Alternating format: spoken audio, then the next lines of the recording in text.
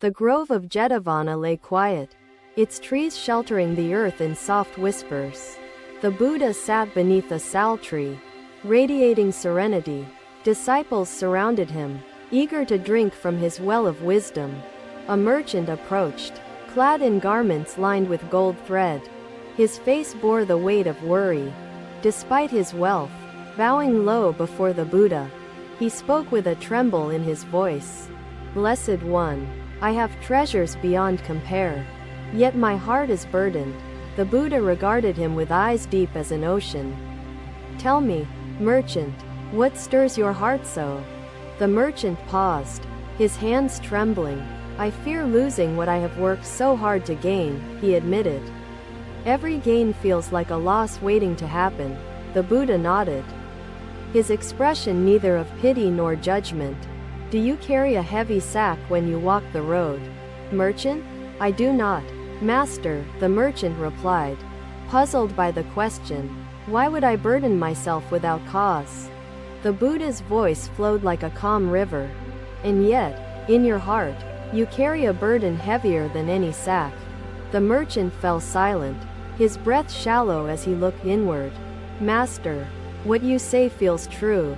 Yet I do not see how to unburden my heart."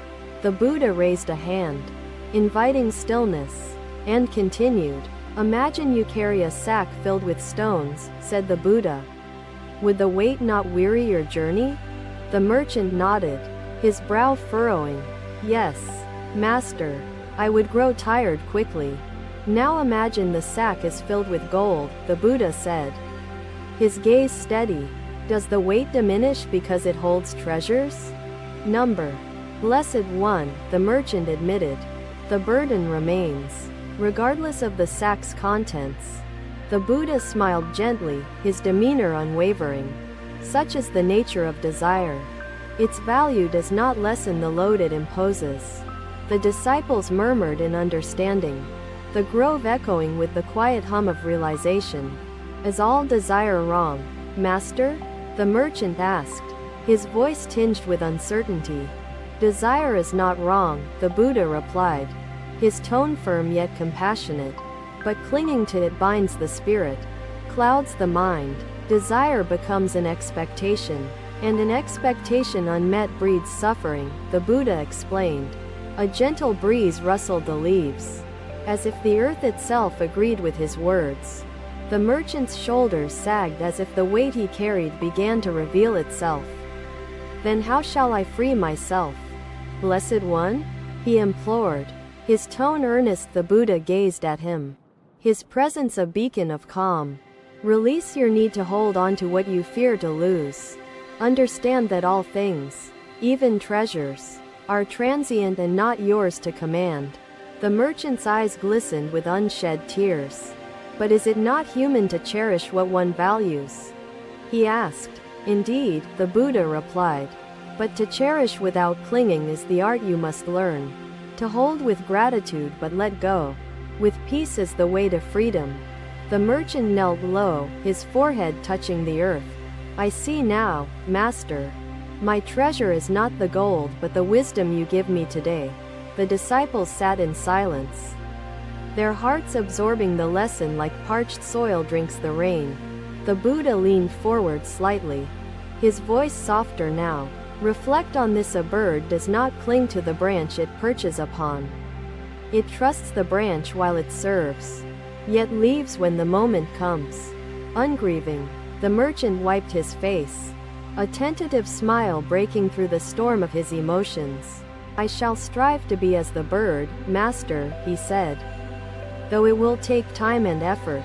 The Buddha inclined his head in acknowledgement, his eyes filled with quiet encouragement. "Effort is the path," he said simply. "An effort, free of expectation, is what leads to liberation." The grove of Jetavana seemed to sigh in harmony as the lesson settled into every present heart. The merchant rose to leave, lighter than he had arrived, his steps steady with newfound resolve. The disciples watched him go, their minds pondering the subtleties of the teaching.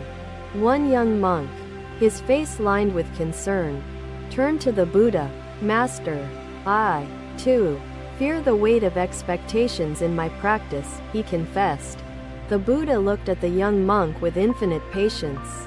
Then do not carry expectations as a burden, he said. Let them pass through you like the wind through these trees. The young monk closed his eyes, allowing the breeze to touch his face, his heart softening in understanding. The morning light began to shift, painting the grove with hues of gold and amber. The Buddha stood, his robe catching the sunlight as he moved. Remember, freedom is not the absence of desire, he said. It is the absence of bondage to desire. The disciples rose one by one, their faces alight with quiet determination. The day's lesson had been planted like a seed, ready to grow within each of them. The Buddha walked among them, his presence as gentle as the wind, as enduring as the earth. Not a word more was spoken, for none was needed. The grove held its peace. The lessons etched into the air, the soil, the hearts of those who listened. The Buddha's steps faded into the distance, leaving behind a stillness that whispered truths too vast for words.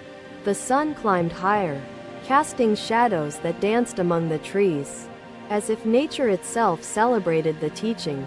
The disciples dispersed, carrying with them the resonance of the Buddha's words.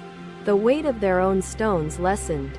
Each heart, though unique in its struggle, found unity in the shared path of relinquishment. And so, in the grove of Jetavana, the art of letting go found fertile ground to flourish. Another day, another lesson unfolded beneath the quiet shade of the bamboo grove at Jetavana. The Buddha sat cross-legged, his gaze distant yet focused, like a flame steady against the wind. Ananda approached him, his face shadowed by unease, his hands clasped tightly as though clutching invisible threads. The Buddha looked at him, his presence alone a salve for troubled hearts. Ananda, he said softly, what stirs your mind today? Master, Ananda began, his voice filled with both eagerness and self-doubt. I meditate, I chant, yet enlightenment eludes me. He paused, his shoulders sagging, a sigh escaping him like a river surrendering to the ocean. Is there something I am failing to see? The Buddha gestured to the well nearby, its water undisturbed, reflecting the leaves above like a perfect mirror. Come, Ananda, he said, rising gracefully, his footsteps light yet purposeful. The two walked toward the well, the air around them heavy with unspoken anticipation. The Buddha knelt beside it, his reflection merging with the still water below. Ananda, he said, his voice carrying the weight of timeless wisdom. Tell me, why is this water clear? Ananda, ever observant, replied, because it is still. Master, its clarity comes from its undisturbed nature. The Buddha nodded, his eyes reflecting a calm deeper than the well itself. And if I were to stir it with my hand, what would become of it? The water would turn murky. Master, Ananda answered, his brow furrowing as he sensed the lesson forming. The Buddha extended his hand into the water, swirling it gently, breaking its pristine surface. Now look, he said, withdrawing his hand, the ripples distorting the reflection into shapeless fragments. Can you see clearly? Number. Master, Ananda admitted, watching the ripples slowly fade, the water beginning to regain its stillness. It is clouded. The Buddha sat back, folding his hands in his lap, his presence as grounded as the earth beneath them. Such is the mind, Ananda, he said, when stirred by expectations. It becomes murky, unable to reflect truth. Ananda's face softened, the weight of his frustration lifting slightly, though questions still lingered in his eyes. But, Master, he asked earnestly, how can I stop these ripples when they arise unbidden? Must I not strive for enlightenment? The Buddha's smile was as gentle as the breeze that rustled the bamboo leaves. Striving is not the issue, Ananda, he explained. It is the expectation tied to your striving that stirs the waters. He reached down, scooping a handful of water, letting it fall back into the well, each droplet merging effortlessly. The practice itself is pure, he said. It is when you demand results that the purity is lost. Ananda sat in silence, his heart absorbing the words like soil drinking rain. Yet he felt the depths of their challenge. Master, he said after a pause, does this mean I should stop seeking altogether? Would that not lead to stagnation? The Buddha's gaze deepened, his presence unwavering. Seeking without clinging is the path, he said. To walk without demanding a destination is to truly journey.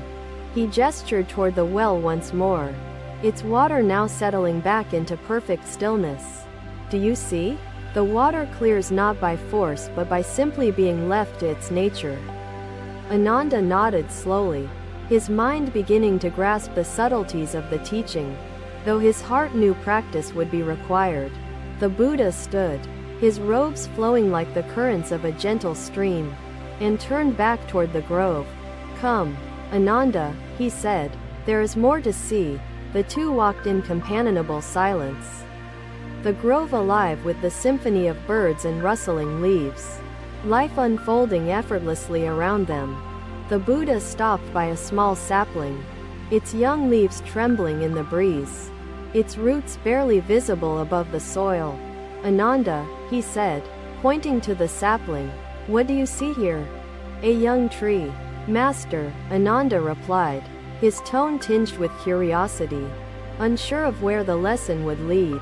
Do you think it demands to grow tall, to bear fruit, or to provide shade? The Buddha asked, his gaze steady. Ananda shook his head. No, Master. It simply grows as it is. The Buddha smiled, his expression filled with boundless patience. So, too, must you be, Ananda, he said, grow not with the demand of becoming but with the joy of being. He knelt by the sapling, placing his hand gently on its fragile stem, as though offering it silent encouragement. The sapling does not worry about the tree it will become, he said. It simply reaches for the sun. Moment by moment, Ananda's eyes filled with quiet wonder as he knelt beside the Buddha, the simplicity of the lesson resonating deeply within him. Master, he said softly, I understand now. My struggle comes not from the path itself but from my impatience to reach its end. The Buddha placed a hand on Ananda's shoulder, his touch as light as the petals of a flower. Patience is the soil in which wisdom grows. Ananda, he said, tend to it, and all else will follow. The two sat there for a while, the sapling swaying gently, the grove holding its breath as if in reverence.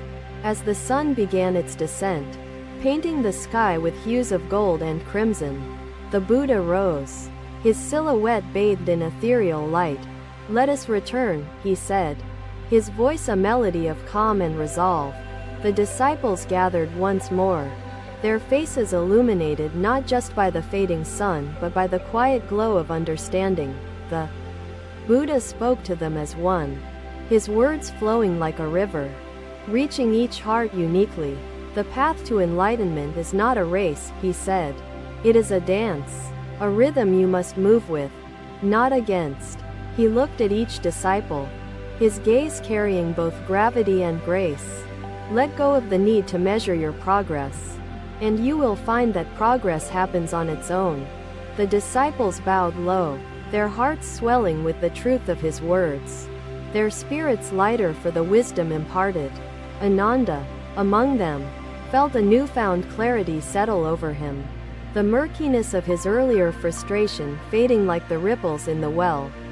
The grove of Jetavana, bathed in twilight, held the echoes of the teaching, as enduring as the stars that would soon fill the night sky. And so, another day in the Buddha's presence became a chapter in the endless story of awakening.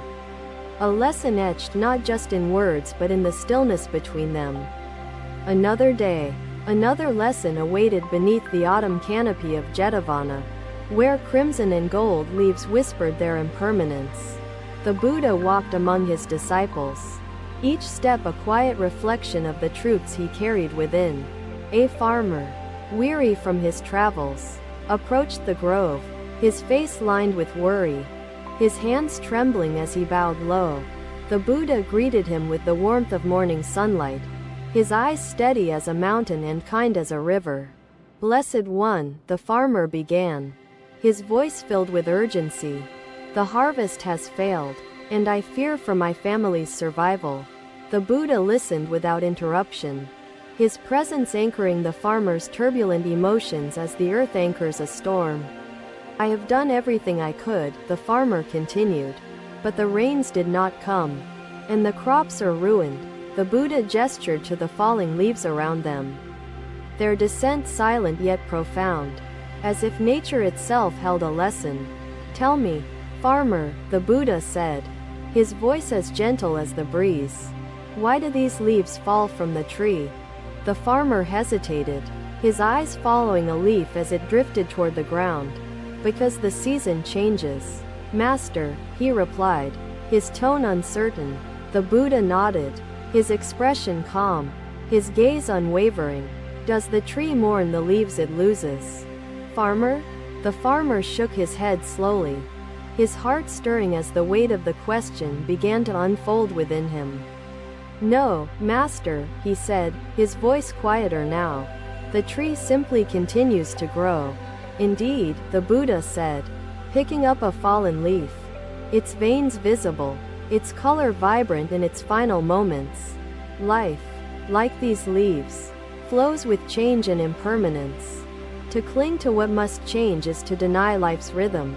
The farmer lowered his head, tears forming in his eyes as he felt the depth of the words resonate within him. "But Master," the farmer said, his voice trembling, "how can I accept this loss when my family depends on the harvest?" The Buddha placed the leaf gently on the ground, his hand steady, his movements deliberate. "Acceptance does not mean inaction, farmer," he said. "It means seeing clearly without the fog of resistance clouding your vision."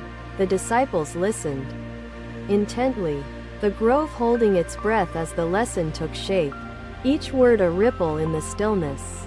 "When you resist change," the Buddha continued, "you waste the energy that could be used to adapt and grow."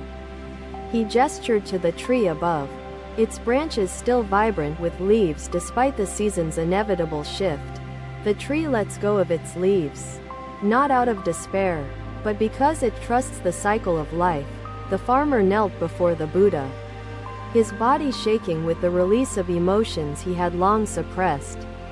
"Master," he said, his voice breaking, "I want to trust, but fear binds me. How do I let go of it?" The Buddha placed a hand on the farmer's shoulder, his touch light yet grounding, his presence as steady as the earth itself. "Fear arises from clinging to what cannot be controlled," the Buddha said. "Let go of the need to command the seasons." He stood, his robes flowing like the currents of a river, and began to walk toward a nearby stream, the farmer following closely behind. The disciples rose as well, their curiosity guiding their steps as they joined the path. At the stream, its waters clear and constant, the Buddha knelt, his hand tracing gentle patterns in the surface. "Observe the water, farmer," he said, his voice carrying the weight of truth and the ease of simplicity. "Does it resist the rocks that lie in its path?" The farmer shook his head, his eyes fixed on the stream, its flow uninterrupted by obstacles. "No, Master," he replied, his tone softening as understanding began to dawn. "The water flows around the rocks," the Buddha said, his hand now still, his gaze meeting the farmer's. "It adapts without losing its nature." The farmer closed his eyes, letting the sound of the stream wash over him, his heart beginning to unburden itself. "Master," he said after a moment, "I see now. I must flow like the stream, accepting what lies in my path." The Buddha smiled, his expression filled with both compassion and quiet encouragement. "To flow is to live, farmer," he said. "Resistance stops the current, but acceptance allows it to move freely." The disciples murmured in agreement, their hearts absorbing the lesson like soil drinking rain. as the sun dipped lower, painting the grove with hues of amber and crimson. The Buddha turned to the farmer once more. "Remember, life does not promise permanence," he said, "but it offers endless opportunities to adapt and grow." The farmer bowed deeply, his tears now those of gratitude, his spirit lighter than when he had arrived. The disciples stood in silence, their minds filled with the echoes of the teaching, their hearts swelling with quiet determination. The Buddha began to walk back toward the grove, his steps steady, his presence a beacon in the gathering twilight. The farmer watched him go, his heart filled with a newfound resolve, his mind clear as the waters of the stream. The grove held its peace, the lessons etched into its soil, its air, its leaves that continued to fall. The disciples dispersed, each carrying the teaching within them, ready to reflect and grow with the rhythm of life. And so, another day in Jetavana became a chapter in the eternal story of awakening. A truth whispered not just in words but in the stillness between them. Thank you for watching. Buddha's teachings are always with you. Subscribe to our channel and we will see you in the next video.